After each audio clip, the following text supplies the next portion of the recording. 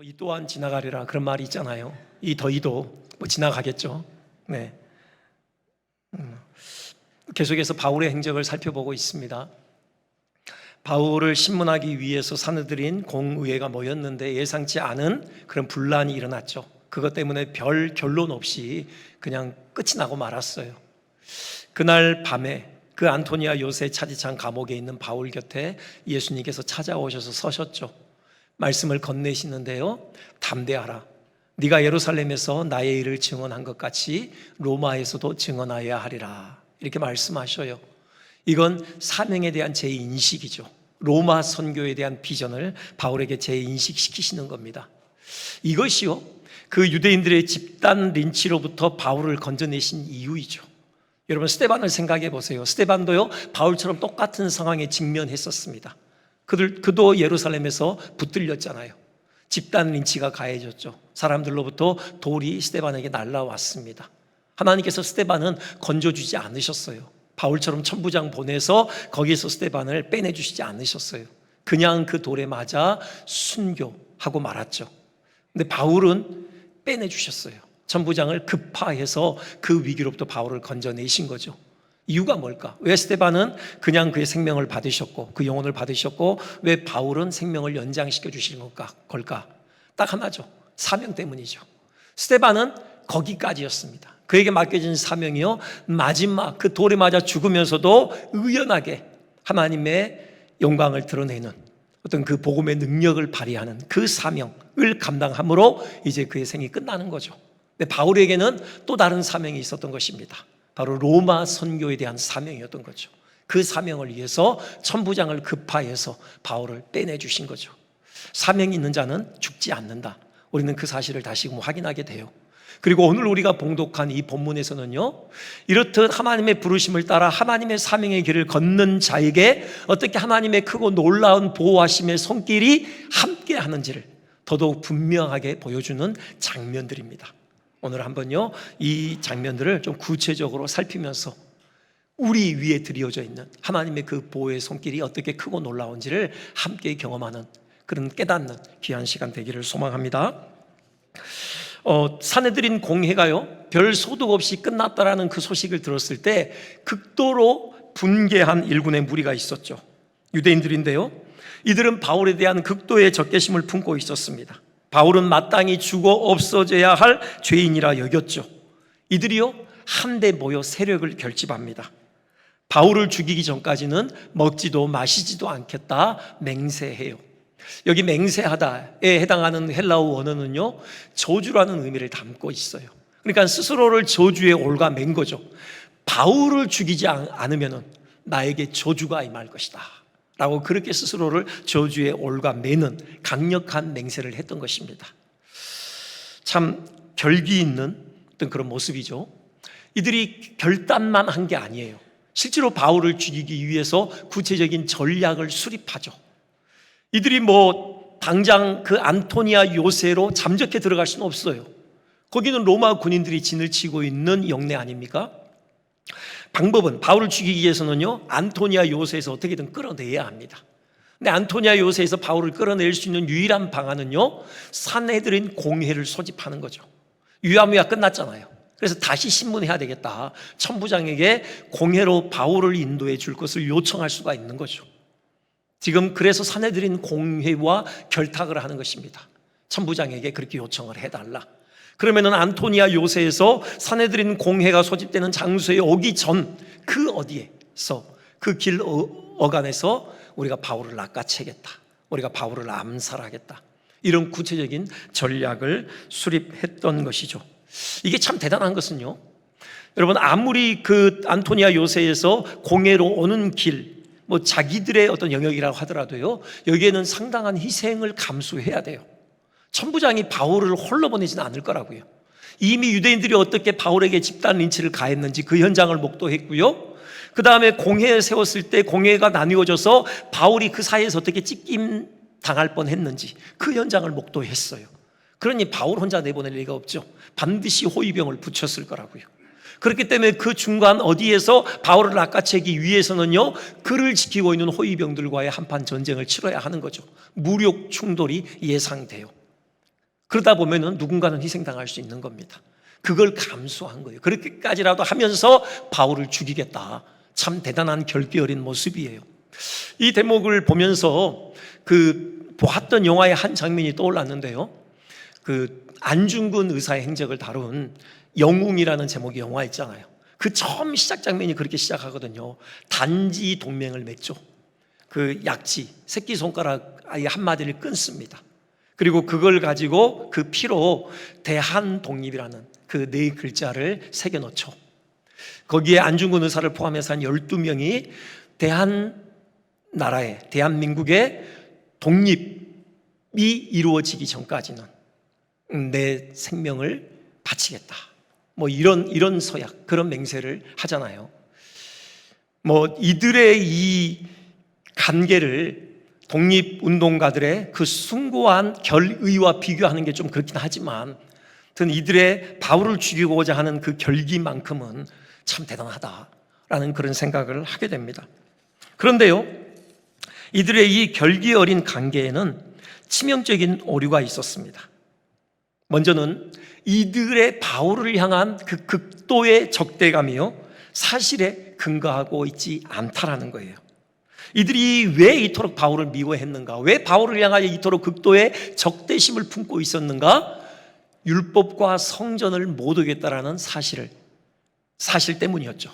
사실이 아니에요. 그렇게 믿었던 겁니다. 바울이 율법과 성전을 못 어겼다라고 그렇게 믿었어요. 처음에 바울이 예루살렘에서 체포당할 당시, 그때 예배소에 살던 유대인들이 먼저 바울을 알아보고 바울을 붙잡았었죠. 그들이 사람들을 선동하잖아요. 이 바울이라는 사람이 세계를 돌아다니면서 율법과 성전을 비방하며 못 모독했다. 심지어는 이 성전, 이 거룩한 곳에 이방인을 데리고 들어와서 성전을 더럽혔다. 그렇게 사람들을 선동해요. 그것 때문에 삽시간에 예루살렘이 떠들썩하게 됐잖아요.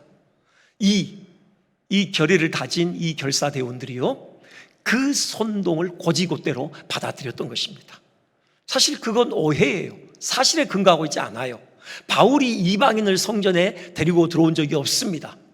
다만 이방인과 함께 예루살렘 시내에 있던 것을 목격하고 틀림없이 성전에도 데리고 들어갔을 것이다라고 억측을 부렸던 것이죠. 사실이 아니에요. 율법과 성전을 비방하며 못 오겠느냐? 바울이 그런 적이 없습니다. 여러분, 이들이 나중에 벨릭스 총독 앞에서 재판이 열리는데요, 똑같은 내용으로 고소를 해요. 그런데 그들이 그 고소에 대한 증거를 제시하지 못합니다. 바울로부터 율법과 성전을 비방하며 못 오가는 말을 들었다라는 증인을 한 명도 내세우지 못해요. 실제로 바울이 그런 적이 없거든요.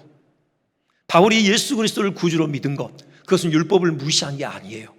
오히려 율법의 가르침을 철저하게 따른 결과입니다. 바울이요, 그들의 고소에 대해서 변론을 이렇게 해요. 사도행전 24장 14절인데요. 나는 그들이 이단이라 하는 도를 따라 조상의 하나님을 섬기고 율법과 선지자들의 글에 기록된 것을 다 믿으며, 그래요. 예수를 구주로 믿었어요. 그것은 율법과 선지자들의 가르침을 거부한 게 아니라 율법과 선지자들의 가르침을 오롯이 따른 결과라는 겁니다. 율법과 선지자, 곧 구약 성경을 온전히 믿었기 때문에 나는 예수를 구주로 믿게 됐다. 지금 그런 고백을 하고 있는 것이에요. 다시 말씀드리지만 율법과 성전을 비방하며 모독한 적이 없습니다. 그러니 이들의 바울을 향한 적개심은 정확한 팩트에 근거하고 있지 않았던 것이죠. 순전히 그들의 독단과 편견에서 비롯된 것이었습니다. 그들은요, 바울에 대한 선동이 과연 얼마나 객관적인 사실에 부합한 것인지를 따져보지 않았던 것이죠. 무턱대고 받아들였던 것이고요, 그러한 선동에 부화내동했던 것입니다. 우리에게 주는 교훈이 있지 않을까요? 우리가 이런 잘못을 범하지 말아야 할 것입니다. 혹시 우리도요, 이웃에 대해서 성급하게 판단하는 경향이 있지 않습니까? 그 사람에 대해 누군가가 전한 한두 마디 말을 가지고요, 그 사람에 대한 판단을 끝내버리시지는 않으시나요? 아, 그 사람은 이런 사람이야 하고 속단하지 않으십니까? 그래서는 안 된다라는 말씀입니다. 누가 무슨 말을 하든 정말 그것이 그러한지 여유를 가지고 살펴볼 필요가 있다는 것이에요. 또요, 내가 직접 목격했을지라도 어떤 한 가지 행동이나 말, 그 모습을 가지고요, 그 사람 전체를 평가하려는 시도도 섣부른 것이다. 우리는 인정을 해야 돼요. 왜요? 실제는요, 눈에 보이는 것처럼 그렇게 단순하지가 않을 때가 많아요. 실제는 더 복잡한 경우가 많습니다. 이런 이야기 들어보셨을 거예요. 앤더슨이라는 사람이 그 미국 뉴욕의 어느 지하철 안에서 직접 경험한 일인데요, 주일 아침이었기 때문에 그 지하철 안에 사람들이 많지는 않았어요. 신문을 보는 사람, 눈을 감고 생각에 잠겨있는 사람, 앉아서 졸고 있는 사람들 등 각자가 무료하게 열차에 몸을 맡기고 있었습니다. 그런데 기차가 어떤 역에서 정차했을 때 30대로 보이는 한 남자가 아이들과 함께 그 열차에 탑승했습니다. 남자는 자리를 잡았고요, 아이들은 이내 소란을 피우기 시작합니다. 고함을 지르고요, 또 발에 걸리는 물건을 차기도 하고요, 집중해서 읽고 있는 신문을 뺏는 아이도 있었어요. 그 아이들이 떠드는 소리, 그 장난으로 지하철 안이 소란스러워졌죠. 승객들은 그 아이들을 쳐다보면서 못마땅한 표정을 지었습니다. 그런데 이상한 것은요, 그 아이들의 아버지예요. 그는 아이들이 무슨 짓을 해도 잠자코 눈을 감고만 있었습니다. 다들 화가 나서 꾹 참고 있는 표정이 역력해요. 그때 지하철 승객 중에 한 명이던 이 앤더슨이 나섰어요. 참지 못하고 그 남자에게 이렇게 한마디를 건넵니다. 선생님, 실례합니다. 대개 아이들이 너무 소란을 피워서 많은 사람들이 불쾌해하고 있으니 조용히 하도록 타일러 주세요. 그 말을 듣자 그 남자는 고개를 들고 그때서야 처음 그 상황을 파악했다는 듯이 고개를 끄덕여요. 그런데요, 그 아이들을 향하여 뭐라고 하지 않고 오히려 앤더슨을 바라보며 이렇게 말합니다. 선생님 말씀이 옳습니다. 아이들을 단속해야죠. 그런데요, 지금 우리는 병원에서 돌아오는 길입니다. 1시간 전에 아이들 엄마가 세상을 떠났습니다. 저는요, 지금 무엇을 해야 할지 모르겠습니다. 그 순간 앤더슨은 당황했습니다. 그 상황을 대하는 마음의 태도가 달라졌어요. 방금 전까지 치밀던 짜증이 한순간에 사라졌어요.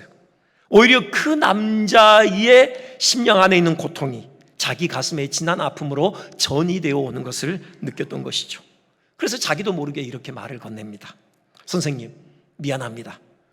제가 미처 선생님의 상황을 살피지 못했습니다. 뭐 도와드릴 것이 있을까요? 여러분, 이 이야기는요, 우리 눈에 비친 어떤 사람의 특정한 행동이나 말을 가지고 그 사람 전체의 됨됨이를 속단하지 말아야 하는 이유를 분명히 알려줍니다. 실제는 그렇게 단순하지가 않을 수 있다는 거죠. 그가 왜 그렇게 말했고 왜 그렇게 행동하게 되었는지를 바로 이해하기 위해서는요, 좀 더 깊은 맥락을 들여다봐야 하는 것입니다. 여러분, 이해하다가 영어로 understand잖아요. 두 단어가 조합된 거죠. 언더, 아래, 스탠드, 서다. 그러니까 이해하다라는 것은요, 우리의 수고가 반드시 동반되어야 해요. 그 사람 아래에 서는 것입니다. 그 사람과 눈높이를 마주하는 거예요. 그러면서 그 주변 맥락을 자세하게 들여다보는 이 수고를 통해서 비로소 우리는 이해가 가능한 것입니다. 저는 우리 공동체가 그랬으면 좋겠습니다. 서로를 이해했으면 좋겠어요. 좀 서로를 좀 여유 있게 바라볼 수 있었으면 좋겠어요. 어느 한 행동, 어느 한 말, 어느 우리 눈에 비친 어느 한 단면 가지고 그 사람 전체를 속단하지 않았으면 좋겠어요. 왜 그렇게 행동해야 했는지, 왜 그런 말을 했을까, 왜 그런 모습을 지금 하고 있는 걸까? 여러분, 그 좀 상황을 들여다보려는 그런 진지한 자세가 우리 모두에게 있었으면 좋겠어요. 그렇다면은 여러분, 내가 속한 가정, 또 직장, 특별히 우리 교회 공동체는 보다 더 따스한 온정이 흐르는 공동체가 되지 않겠습니까? 여러분, 배려와 그런 또 여유, 그런 사랑이 가득한 공동체가 될 것입니다. 그런 은혜가 있었으면 좋겠습니다. 무엇보다요, 이들의 관계가 가지고 있는 심각한 오류는요, 하나님의 뜻을 정면으로 거스르고 있다는 거죠. 일단 그 절차적인 정당성을 확보하지 못했어요. 천부장을 속였죠. 속이려고 했죠. 불법으로 일을 저지르고자 했던 것입니다. 사실 바울을 향한 그들의 적개심이 객관적인 사실에 근거하고 있지 않기 때문에 일어나는 당연한 귀결이죠. 바울을 죽일 적법한 근거가 없었던 거죠. 그러니 바울을 죽이기 위해서는 거짓과 어떤 불법을 행해야만 했던 것이에요. 특히요, 이는 바울을 향한 주님의 계획에 정면으로 반하는 것이었습니다. 주님께서는 바울을 로마로 보내실 생각이셨어요. 지금 바울의 생명을 받으실 생각이 전혀 없으셨습니다. 제국의 심장 로마에서 복음을 전하게 하실 그런 계획을 품고 계셨어요. 그러니 이들의 바울을 죽이고자 하는 관계는 결코 성공할 수 없는 것입니다. 하나님의 뜻에 정면으로 반하는 것이니 결코 성공할 수가 없는 것이죠. 우리에게 또 하나의 교훈을 줍니다. 우리가 뭘 하든지요, 우리는 하나님의 뜻을 우선으로 삼아야 한다는 거예요. 하나님의 뜻이 무엇인가를 물어야 해요. 내가 무슨 일을 하고자 할 때요, 과연 이 일이 하나님의 뜻에 합치한가, 우리는 반드시 물어야 하는 것입니다. 왜요? 일단은 하나님께서 우리의 삶의 주인이시기 때문에 그렇죠. 여러분, 우리의 삶은 우리의 것이 아니잖아요. 우리의 주인 되신 하나님의 것이에요. 그분의 뜻대로 우리의 삶은 진행되어야 합니다. 그렇기 때문에 당연히 하나님의 뜻을 물어야 하고요. 또 우리가 하나님의 뜻을 물어야 될 중요한 이유는요, 그럴 때에만 우리의 수고가 헛되지 않을 수 있어요. 여러분, 여기 이들이 아무리 결기 어린 다짐을 해도, 아무리 구체적인 전략을 그럴듯하게 수립해도, 그들이 노력을 쏟아 부어도 하나님의 뜻에 반하는 것이면 결코 그 수고는 성취되지 않습니다. 의미 있는 열매를 거둘 수 없어요. 마찬가지입니다. 우리가 아무리 좋은 계획을 세워도요, 거기에 아무리 열정을 쏟아붓고 노력과 수고를 쏟아부어도요, 그것이 하나님의 뜻에 합치하지 않다면, 아니 하나님의 뜻에 정면으로 거스르는 것이라면 결코 그 수고는 의미 있는 열매를 거둘 수 없는 것입니다. 여러분, 우리의 수고는 무의로 돌아가고 마는 것이에요. 그렇기 때문에 우리는 무슨 일을 하든지 하나님의 뜻을 물어야 해요. 하나님의 뜻에 합치한 그 자리에 우리는 서야 하는 것입니다. 그럴 때 비로소 의미 있는 열매를 풍성하게 맺는 복된 삶을 살 수 있는 것이죠. 하나님의 뜻이 뭘까요? 당연히 사람을 죽이는 일은 아니죠. 오히려 사람을 살리는 일입니다. 주님께서 이 땅에 오신 이유, 바로 사람을 살리기 위해서 오셨어요. 요한복음 10장 10절에 말씀하시죠. 내가 온 것은 양으로 생명을 얻게 하고 더 풍성히 얻게 하려는 것이라. 죄로 인해 죽었던 우리를 살리시고 또 우리에게 더 풍성한 생명을 받아 누리도록 하기 위해서 예수님께서 친히 이 땅에 오셨습니다. 하나님께서 처음 우리를 지으실 때 품으셨던 그 풍성한 삶을 우리에게 오롯이 안겨주시기 위해서 그분이 오셨고, 그분이 십자가에서 당신의 생명을 내어 놓으셨던 것이죠. 그 은혜로 생명을 얻게 됐어요. 그리고 이 땅에 호흡하면서 이제 사람 살리는 그 일을 주님과 함께 감당하도록 우리를 동역자로 초청하셨습니다. 생명을 살리는 생명의 복음을 우리 손에 들려주셨어요. 생명을 살리는 생명의 영이신 성령을 우리 가운데 부어주셨습니다. 이 유대인들은요, 사람을 죽이는 일에 그토록 열심을 쏟았어요.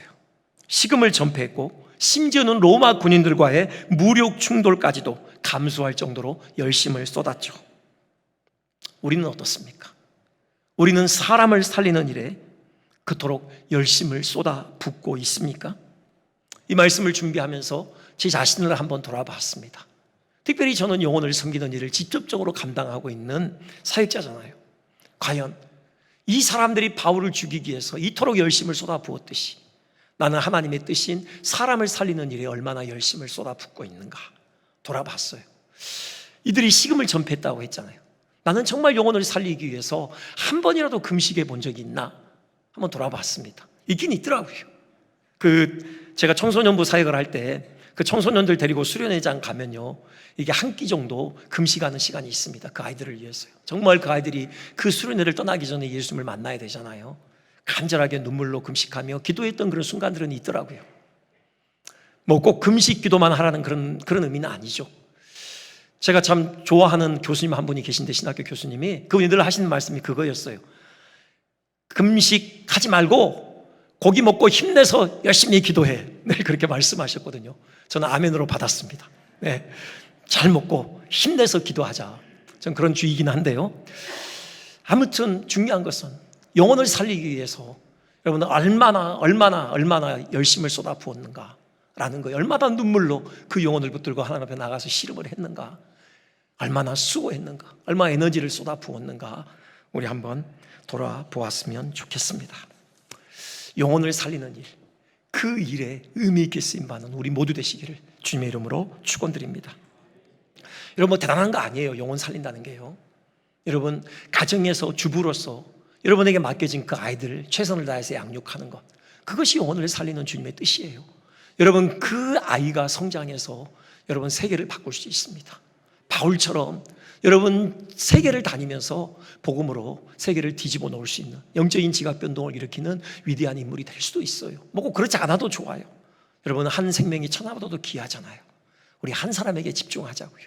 우리 가정의 아이들, 남편, 아내, 부모님, 또 직장에서 만나는 그 동료들, 누구든지 그 한 사람에게 집중하는 일이요, 하나님께서 우리에게 기대하시는 영혼 살리는 일입니다. 그 일에 우리 열심을 다 쏟아붓기를 한 번 더 주님의 이름으로 축원드립니다.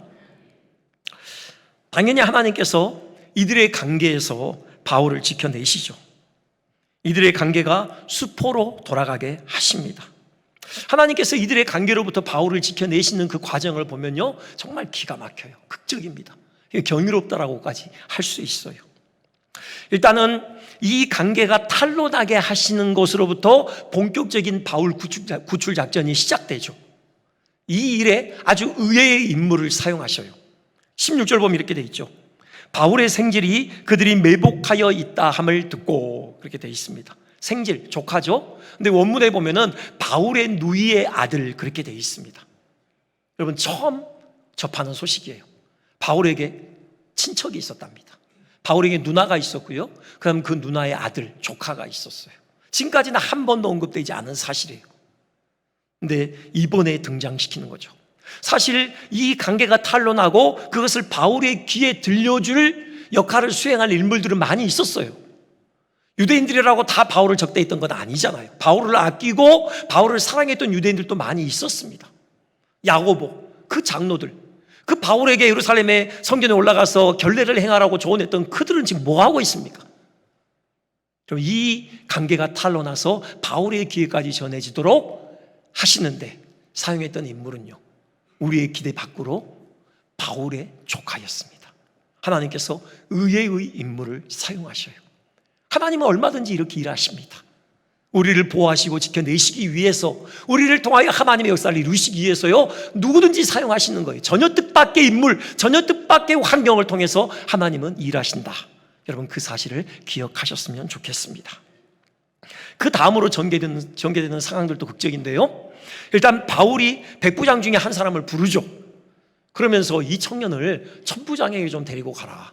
천부장에게 긴히 할 말이 있다. 그렇게 요청을 해요. 여러분, 이 요청을 받아든 백부장이 어떻게 해야 합니까? 그 백부장이 바울을 부르는데 천부장에게요, 죄수 바울, 그렇게 불러요.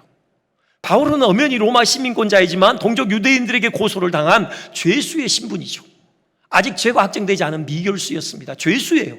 죄수 바울이 지금 백부장을 불러다가요, 이름도 없는 이 청년 천부장에게 데리고 가라는 겁니다. 여러분 같으면 어떻게 하실래요? 일단은 물어야 할 거 아닙니까? 무슨 일이냐? 이 청년이 천부장에게 내어놓을 그 얘기가 뭐냐 들어보자. 뭐 막상 데리고 갔는데 아무 얘기도 아니에요. 그래서도 안 되고, 뭔가 위험한 일이면 안 되잖아요. 그래서 일단 내가 들어보고 천부장에게까지 데리고 갈 거면 가고, 내 선에서 처리할 수 있는 문제면 해결하고, 그게 순리인 것 같은데 아무 말 하지 않고 죄수 바울의 부탁을 그대로 들어줘요. 그 청년을 천부장에게 데리고 갑니다. 전 하나님의 역사라고 봐요. 천부장의 반응은 더더욱 흥미롭죠. 백부장이 데리고 왔을 때요, 그 청년의 손을 잡고요, 조용한 곳으로 데리고 가요. 뭔 일이냐? 그 청년의 말에 귀를 기울이죠. 이 또한 상식적이지가 않아요. 천부장은요, 지금 예루살렘의 점령군으로 와 있어요. 점령군 통솔권자로 와 있습니다. 그 청년은요, 피식민지 백성 중에 이름 없는 한 청년일 뿐이에요. 그가 할 얘기가 또 있다고 해서 은밀하게 찾아왔을 때 그 요구를 들어줘요. 그의 손을 잡고 조용한 곳으로 가서 독대하면서 그의 말에 귀를 기울인다고요. 이것도 상식적이진 않아요. 하나님의 역사라고 봅니다. 그 이후의 반응은 더더욱 극적이죠. 청년의 말을 듣고 나서요, 천부장이 급히 움직이기 시작해요. 일단 백부장 둘을 부릅니다. 군대를 결집시키라는 거예요. 바울을요, 예루살렘에서 총독 벨리스가 있는 가이사라로 이동시키기로 결정을 해요. 이제 총독에게 맡기는 거죠. 그런데 여러분, 그 시간을 보면 이렇게 돼 있어요. 제3시라고 돼 있어요. 제3시는 저녁 9시를 의미합니다. 뭐 요즘 서울의 저녁 9시 뭐 아무것도 아니죠. 서울은 불야성 아닙니까? 이 당시의 9시는 달라요. 전기가 없습니다. 횃불에 의존하던 시절이에요. 아마 캄캄했을 겁니다. 모두가 다들 대부분 잠들어 있던 그런 시간일 수 있어요. 그때 움직이는 겁니다. 동원된 군인의 수를 보십시오. 보병이 200명이다가요, 그 다음에 기병이 70명, 창병이 200명입니다. 도합 470명이에요. 천부장이니까 그 휘하에 1000명의 군대를 데리고 있었겠니 그렇게 생각하는데요, 실제로는 한 600명 정도 됐다고 해요. 600명에서 470명이면 도대체 얼마입니까? 3분의 2가 넘어요. 80%에 달하는 그 정도의 인원을 지금 바울 한 사람을 호위하기 위해서 착출한 겁니다. 엄청난 일이에요. 여러분, 그 장면을 한번 상상해 보십시오. 470명의 로마 군인들이요, 바울 한 사람을 둘러싸고 있다고요. 겹겹이 쌌겠죠. 전 여기서요, 그 아비가일이라는 지혜로운 여인이 다윗에게 한 격려의 말씀이 생각이 났어요. 사무엘상 20장이죠. 25장이죠.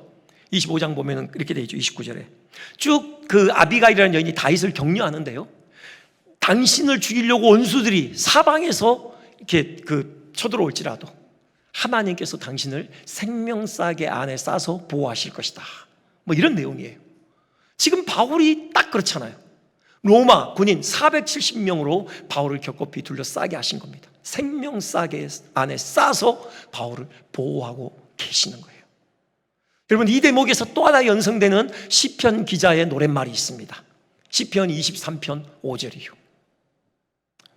주께서 내 원수의 목전에서 내게 상을 차려주시고, 그러시죠. 여러분, 정말 대단한 거잖아요, 저 고백이. 지금 원수가 지금 총칼을 들고 지금 자기를 죽이려고 지금 버티고 있어요. 근데 주님께서 이 시인 앞에 지금 상을 차려주셨어요. 이 시인은 주께서 베풀어 주신 그 상에서 먹고 마시고 즐기고 있는 겁니다. 딱 지금 그런 형국이에요. 저는요, 이 40여 명의 결사대가 지금 바울이 움직이는 것을 아마 목격했을 거라는 생각을 해요. 이들은 매복하고 있었거든요. 그날 밤에 잠을 안 잤을 거라고요. 준비하고 있었어요. 그러다가 470명의 군인이 움직이는데 어찌 그 움직임이 눈치채지 못하겠습니까? 봐도 어쩔 수 없어요. 그들은 어찌할 수 없이 바울이 말을 타고 유유히 470명의 생명싸개 안에 쌓여서 가이사라로 이동하고 있는 그 모습을 분개하며 가슴을 치며 쳐다보기만 했을 것이라고요.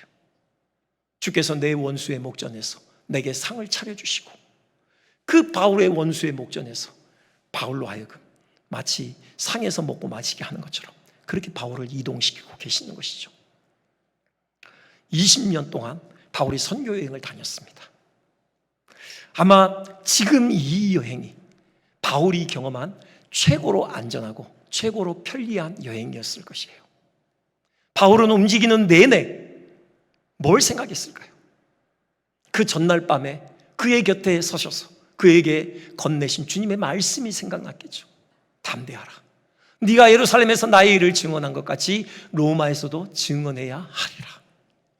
그 주님의 말씀이 생생하게 그의 귓전을 때렸을 것입니다. 마음에 감격이 있지 않았을까요? 이거구나. 나를 로마에 세우시기 위해서 나를 이렇게 생명싸개 안에 싸서 나를 이렇게 보호하시는구나. 그 은혜에 감격했을 것이에요. 그러면서 결의를 다졌겠죠. 그래, 내가 반드시 로마에 설 것이다. 주님의 그 뜻을 온전히 이루어드리는 내 마지막 내 생명 다해서 그 주님의 마음을 시원케 하는 그 일에 내가 헌신할 것이다. 바울은 다짐하고 또 다짐하며 가이사라 길을 여행했을 것입니다. 천부장이 바울을 위해서 한 일이 하나 더 있어요. 한 가지만 생각해 보면요, 바울을 변호해 줬어요. 바울이요, 그 편지를 쓰고, 천부장이 편지를 쓰거든요, 벨릭스에게. 일종의 사유서겠죠. 이 사람이 어떤 사람이고 왜 잡혔고 지금 왜 당신에게로 보내고, 이런 것들을 쭉 써서 보내는데요, 거기 보면은 바울이 무죄임을 밝히는 대목이 있어요. 29절이죠. 고발하는 것이 그들의 율법 문제에 관한 것뿐이요 한 가지도 죽이거나 결박할 사유가 없음을 발견하였나이다. 그래요. 죽이거나 결박한 일을 행하지 않았다. 뭡니까? 죄가 없다라는 거죠. 무죄하다라는 겁니다. 지금 천부장이 바울을 위해서 지금 변호를 해주고 있는 거예요. 바울이 뭐 변호를 부탁한 적이 있습니까? 없어요. 그냥 천부장이 바울을 위해서 변호를 해주는 겁니다. 이것이요, 그 벨릭스의 바울에 대한 첫 인상에 있어서 상당히 중요한 영향을 미쳤을 거라고 봐요. 이 모든 일의 배후에요, 하나님께서 계셨습니다. 여러분 생각해 보시면요, 바울이 자기의 생명을 구명하기 위해서 적극적으로 한 일이 하나도 없어요. 그럴 수도 없었죠. 바울이 무슨 권력이 있었습니까? 무슨 돈이 있었습니까? 무슨 인맥이 있었냐고요. 자기가 적극적으로 자기의 생명을 구명하기 위해서 예수일 수 있는 여건이 안 됐어요. 그리고 그는 적극적으로 그런 일을 시도하지도 않았습니다. 뭐 조카를 사내들인 공의의 동태를 살피기 위해서 스파이로 심었다, 그것도 아니라고요. 그냥 우연히, 세상 사람들은 우연이라고 하겠죠. 우연히 그냥 그 소식을 듣게 된 거예요. 그런데 하나님께서 하신 거예요. 바울이 한 일은 없지만 하나님께서 알아서 모든 일들이 바울의 구명을 위해서 향하도록 모든 일들을 다 주장하신 겁니다. 바울이 한 일은 딱 하나 있어요. 주께서 그를 부르신 그 부르심의 길을 따라 성실하게 그 길을 걸어갔던 거예요. 주님이 그에게 맡기신 그 사명의 자리를 충성되이 그는 지켰을 뿐입니다. 그런 바울을 하나님께서 책임지신 거예요. 하나님의 그 능하시고 크신 손으로 바울을 붙들어 주신 것이죠. 그 사명을 이루기까지 바울의 발걸음을 인도하신 것입니다. 그 사명의 길에 막고 있는 모든 장애물들 하나님께서 치워주셔요. 그 바울을 죽이고자 달려드는 사단과 그 부역자들의 공격 하나님께서 친히 막아주신 것입니다. 사람들이요, 열심히 땀 흘려 수고하는 이유가 뭡니까? 그 주된 이유 중에 하나가 삶의 안정망을 확보하기 위해서죠. 앞으로 내게 주어진 삶을 흔들림 없이 좀 이렇게 견고하게 세우고자 하는 그런 안정망, 그런 토대를 확보하기 위해서예요. 그 중에 대표적인 것이 돈 아닙니까? 통장에 적혀있는 그 잔고의 액수, 내 이름으로 등기되어 있는 아파트와 빌딩, 그것이 내 삶을 흔들림 없이 세워줄 것이라고 여겨지는 안전망이죠. 그걸 얻기 위해서 땀 흘려 수고하는 거예요. 뭐 권력도 그렇고요, 건강도 그렇고요. 그런데 여러분, 그것들이 정말 우리의 삶을 흔들림 없이 세워주는 토대가 되는 겁니까? 그렇지 않아요. 솔로몬이 우리에게 그의 삶으로 항변하고 있습니다. 솔로몬은 그 모든 안정망을 한 손에 다 가지고 있었어요. 그렇다면 솔로몬의 삶은 그 누구의 삶보다도 안전했어야죠. 근데 그렇지 않잖아요. 그는 마지막에 처참하게 몰락하고 말아요. 그가 가지고 있는 그 안정망들이 그의 삶의 몰락을 결코 막아주지 못했다고요. 여러분, 우리의 삶을 확고하게 세우는 유일한 안정망은요, 오직 예수 그리스도 뿐입니다. 예수 그리스도만이 어떤 풍랑과 비바람에도 흔들림 없이 우리의 삶을 지탱해 줄 견고한 반석이 되시는 거예요. 그 주님께 우리의 삶을 내어 맡겼으면 좋겠습니다. 그리고 우리를 부르신 그 부르심을 쫓아 사명의 길을 충성되이 걸어가셨으면 좋겠어요. 하나님께서 반드시 우리의 삶을 책임지십니다. 이 말씀만 드리고 말씀을 마치겠는데요, 여러분, 서커스의 그 묘기 중에 백미는 공중그네 타기 아닙니까? 한 사람이 이미 공중그네에 매달려 있죠. 거꾸로 매달려 있어요. 그리고 한 사람은 이제 출발 지점에서 이제 그네를 타기 시작합니다. 그네를 잡고요, 출발해요. 이 둘이 만나기 전에 손을 놓죠. 그리고 공중에서 두세 바퀴 고개를 부려요. 그리고는 거꾸로 매달려 있는 그 사람의 손을 붙잡습니다. 그리고는 안전하게 다음 착지대로 와서 착지하죠. 지금 그네에서 손을 놓고 공중에서 두세 바퀴 돌고 그 다음 사람의 손을 잡기까지, 그때는 의지하는 것이 아무것도 없어요. 그렇죠? 그냥 허공에 자기 몸이 그냥 떠 있는 겁니다. 그래서 짧은 시간이지만 그 순간에 이 고개사는 정말 큰 긴장을 한다고 해요. 그럴 수밖에 없겠죠. 근데요, 그 사람보다 더 긴장하는 사람은 거꾸로 매달려서 그 사람을 잡을 준비를 하는 사람이라고 해요. 자기를 믿기 때문에 그네에서 손을 놔버린 거 아닙니까? 그러니 그 믿음에 부응하기 위해서 이 사람이 얼마나 긴장하겠습니까? 놓치면 안 되잖아요. 그래서 긴장하고 그 사람의 손을 붙들기 위해서 아주 초집중을 하는 거죠. 여러분, 우리와 하나님과의 관계가 그렇지 않을까요? 여러분, 우리가 우리의 삶의 안전망이라고 생각하는 그것들 내려놓고 하나님께 우리의 삶을 내던질 때, 우리에게 맡겨진 그 삶의 자리를 우리가 하나님을 믿고 지킬 때 긴장하시는 분이 누구예요? 하나님이시죠. 하나님께서 우리의 삶을 붙드시는 겁니다. 그런데 하나님은 실수가 없으세요. 우리의 손을 놓치시는 적이 결코 없는 것입니다. 반드시 우리를 붙드시고 안전하게 목적지까지 우리를 데려다 주시는 거예요. 그 하나님 신뢰하시고 우리에게 맡겨진 이 사명의 길을 힘있게 걸어가신 우리 모두 되시기를 주님의 이름으로 축원드립니다.